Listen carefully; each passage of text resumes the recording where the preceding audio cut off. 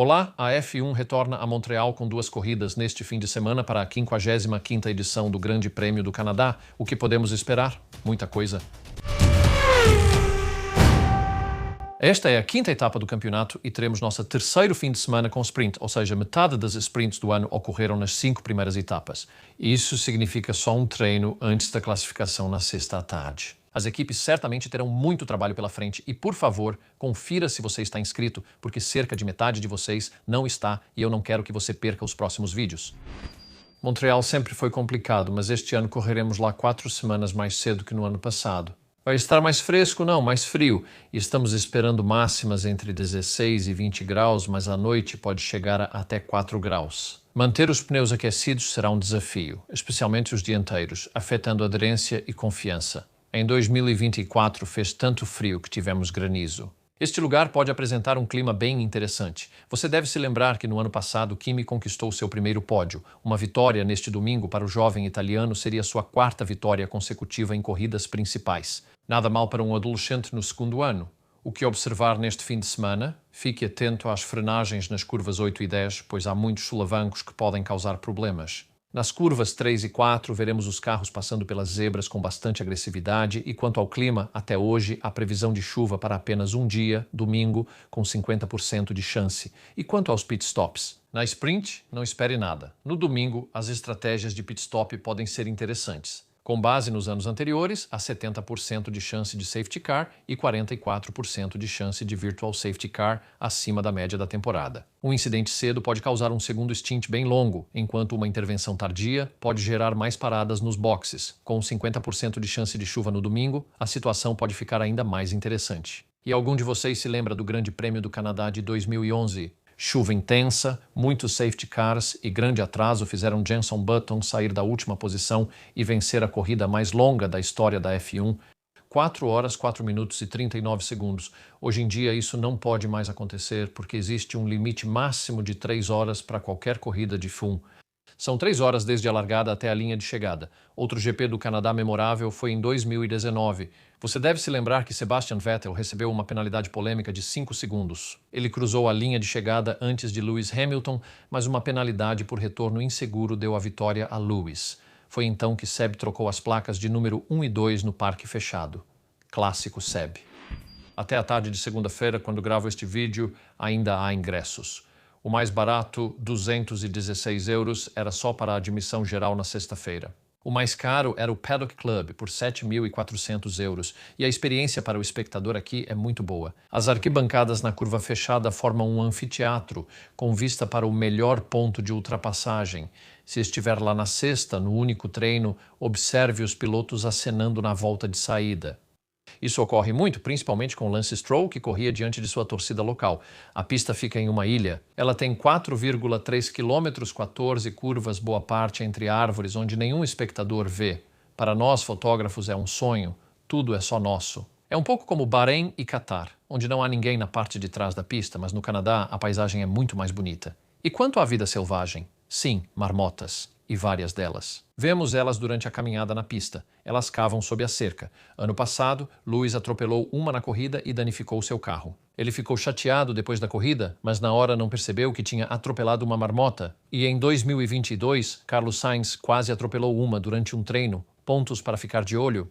Bom, com certeza o Muro dos Campeões, chamado assim porque Damon Hill, Michael Schumacher e Jacques Villeneuve bateram lá em 1999, continua assustador e implacável como sempre, e posso dizer que fotografar perto daquele muro é realmente emocionante. Agora, eu mencionei Lance Stroll mais cedo. Ele é quebequense, nascido e criado em Quebec. Ele é querido pelos locais?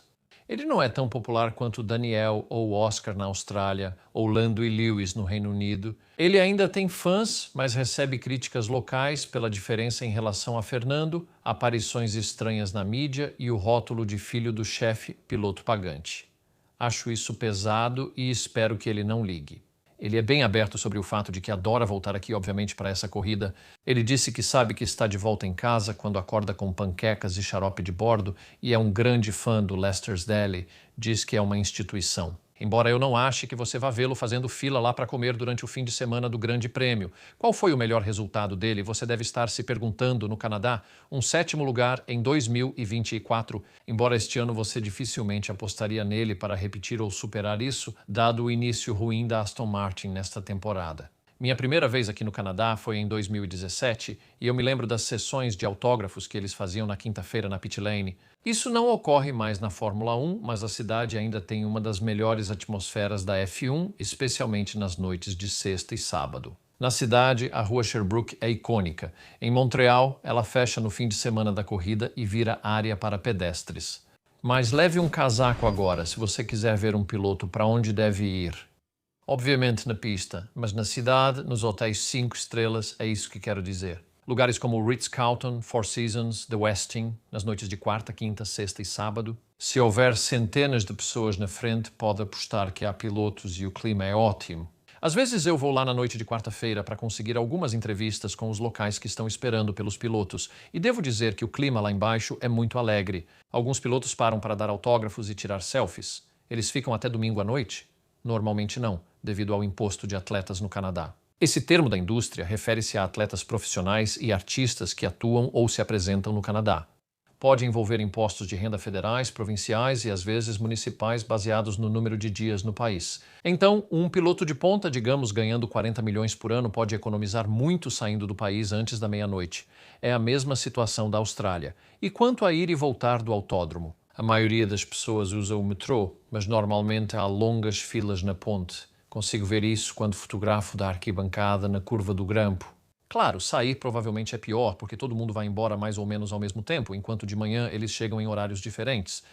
Se for ficar para os shows, segundo o cronograma do fim de semana, provavelmente haverá bem menos gente quando você sair após os eventos. Eles tinham uma ponte e um pontão flutuante sobre o lago de Remo, atrás das camarotes. Mas eles decidiram colocar o estacionamento dos motoristas no final do lago. Aquela ponte foi removida e, sobre pontes, esta entre as curvas 8 e 9, atrás do circuito, não era alta o bastante para ser segura. Quando a FIA emitiu novos regulamentos de segurança em 2023, como eles não podiam levantar a ponte, ao invés disso, rebaixaram a pista. Problema resolvido. Se você quer saber como os pilotos chegam ao circuito, a maioria vai de carro, mas alguns vêm sobre 2 rodas. No ano passado, Lewis foi de Ducati. Valtteri, por exemplo, costuma vir de bicicleta e provavelmente Sebastian Vettel também. Pierre Gasly veio de scooter, pois o trânsito pode ser mortal ao entrar e sair do circuito.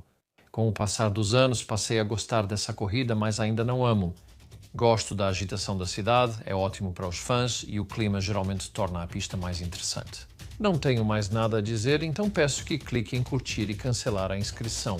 Aperte esse botão para não perder os próximos conteúdos. Vou parar por aqui agora. Obrigado por assistir e mantenha essa paixão.